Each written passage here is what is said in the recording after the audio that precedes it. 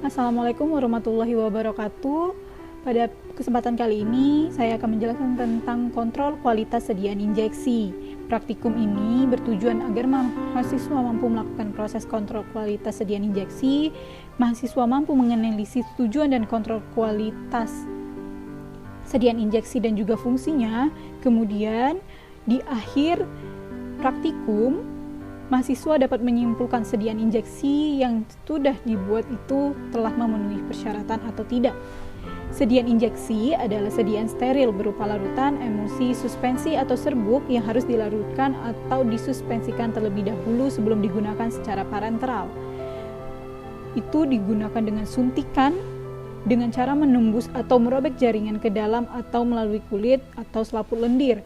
Maka dari itu, sediaan injeksi harus bebas dari kontaminasi pirogenik, endotoksin, partikulat, kemudian juga stabil secara fisika, kimia, dan mikrobiologi, isotonis, dan isohidris. Untuk menjamin semua itu, dilakukanlah kontrol kualitas. Kontrol kualitas yang dilakukan termasuk ke dalam pengawasan mutu suatu sediaan agar dapat ditetapkan cara pembuatan obat yang baik, agar tiap obat yang dibuat memenuhi persyaratan mutu yang sesuai dengan tujuan penggunaannya. Keseimbangan dari segala segi pengujian diperlukan untuk menghasilkan obat yang bermutu, mulai dari saat obat dibuat sampai pada saat distribusi obat yang jadi. Untuk mendapatkan hal tersebut harus dilakukan pengawasan tersendiri. Pada praktikum kali ini, pengujian-pengujian yang dilakukan untuk sediaan injeksi antara lain uji pH, uji sterilitas, uji kejernihan, uji keseragaman bobot, uji pirogenitas, uji volume, uji kebocoran, uji organoleptis, uji kualitatif dengan mengamati perubahan warna yang menggunakan reagen tertentu seperti uji menggunakan besi 3 klorida, uji Lieberman, dan uji kalium dikormat. Dan yang terakhir itu ada uji kuantitatif. Pengujian-pengujian ini memiliki prinsip-prinsip pengerjaan yang berbeda-beda dan juga syarat yang berbeda terlihat pada setiap pengujiannya. Alat dan bahan yang digunakan pada praktikum kali ini yang pertama berupa pH meter, beker gelas, labu ukur, bunsen api, spektrofotometer UV vis, gelas ukur, pipet tetes, cawan petri, inkubator, kain putih dan kain hitam, senter, oven, timbangan analitik, termometer, bejana, dan tabung reaksi.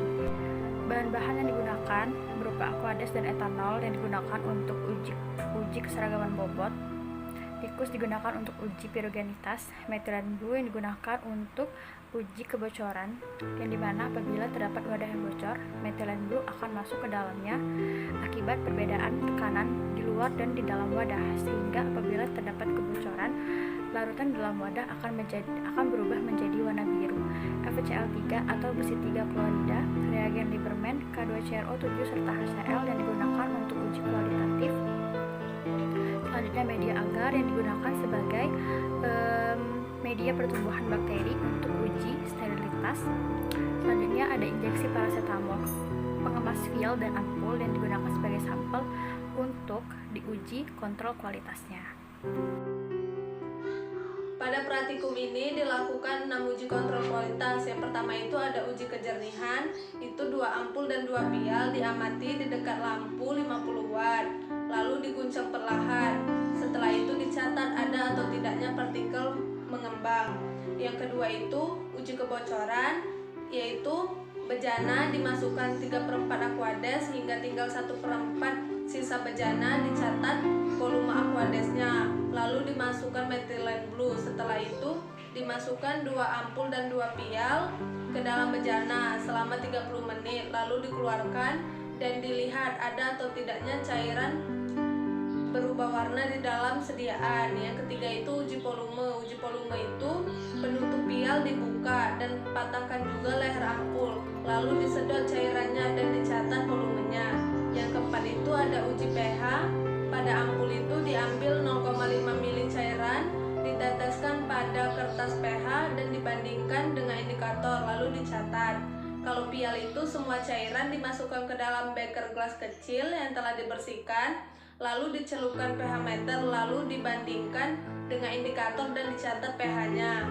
Yang kelima itu ada uji sterilitas, itu pindahkan sediaan ke wadah uji dengan squid injeksi, lalu dimasukkan ke media agar yang ada di dalam cawan petri, lalu dimasukkan ke kotak aseptis dan diinkubasi selama 24 jam dan dilihat ada atau tidaknya bakteri di dalamnya. Yang terakhir itu ada uji pirogenitas, itu larutan sediaan yang telah dibuat itu disuntikan secara IP kepada tikus, lalu dicatat dan diamati pergerakan tikus dan dilihat panas tubuh tikus selama 3 jam dengan interval 30 menit sekali. Saya akan menjelaskan tentang hasil dari praktikum teknologi farmasi steril yang keempat. Yang pertama itu uji organoleptis. Uji ini memiliki syarat. Yang pertama itu warna jernih, tidak berbau, dan tekstur cairan. Adapun pada sediaan yang dibuat adalah memenuhi syarat. Yang kedua itu adalah pH.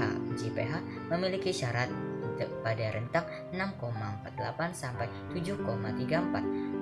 Adapun sediaan yang kami buat itu memenuhi syarat. Selanjutnya yaitu uji kualitatif terhadap sediaan. Yang pertama itu dengan menggunakan reagen FeCl3. Adapun syarat dari reagen ini adalah terbentuknya warna biru hingga violet. Hasil dari uji ini adalah memenuhi syarat. Selanjutnya yaitu uji kualitatif dengan menggunakan reagen Lieberman. Syarat dari reagen ini adalah terbentuknya warna violet.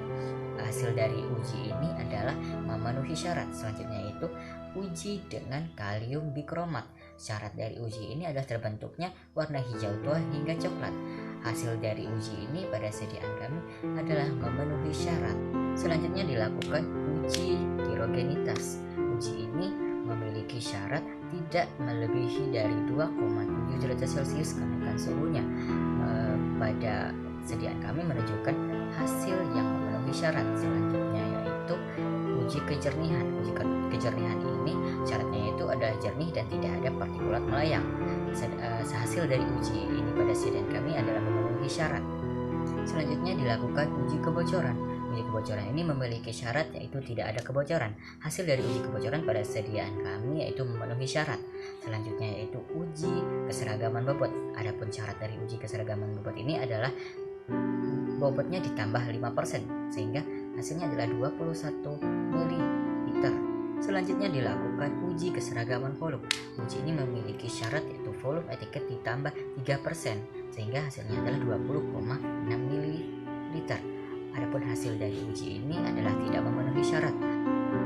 Uji selanjutnya yang dilakukan adalah uji keseragaman volume. Uji ini memiliki syarat volume etiket ditambah 3% sehingga hasilnya adalah 20,6 mili. Hasil uji dari keseragaman volume pada sediaan kami adalah tidak memenuhi syarat. Selanjutnya yaitu adalah uji kuantitatif.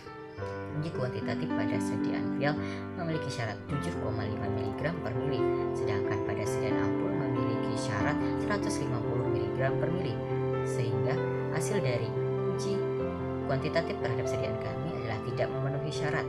Selanjutnya adalah uji sterilitas. Uji ini memiliki syarat yaitu tidak terdapat pertumbuhan diasetrinik atau mikroba. Sedangkan hasil pada uji sterilitas pada sediaan kami adalah terbentuknya koloni sehingga hasilnya tidak memenuhi syarat. Kesimpulan dari praktikum kali ini adalah kontrol kualitas digunakan untuk menjamin agar hasil dari pelaksanaan sesuai dengan rencana yang telah ditetapkan. Yang kedua itu tujuan dilakukannya kontrol kualitas antara lain dapat melihat kelayakan, standar, dan mutu dari sediaan injeksi, vial, dan ampul. Kontrol kualitas yang dilakukan terdiri dari uji keseragaman bobot, volume, pirogenitas, pH, kejernihan, sterilitas, kualitatif, kuantitatif, bobot, serta organoleptis. Hasil dari kontrol kualitas sediaan yang telah dibuat, yang pertama itu uji organoleptis, pH, pirogenitas, kebocoran, kejernihan, yaitu adalah memenuhi syarat. Sedangkan pada uji keseragaman bobot, keseragaman volume, sterilitas, serta kuantitatif pada sediaan yang telah dibuat tidak memenuhi syarat. Sekian dari penjelasan pada praktikum ini.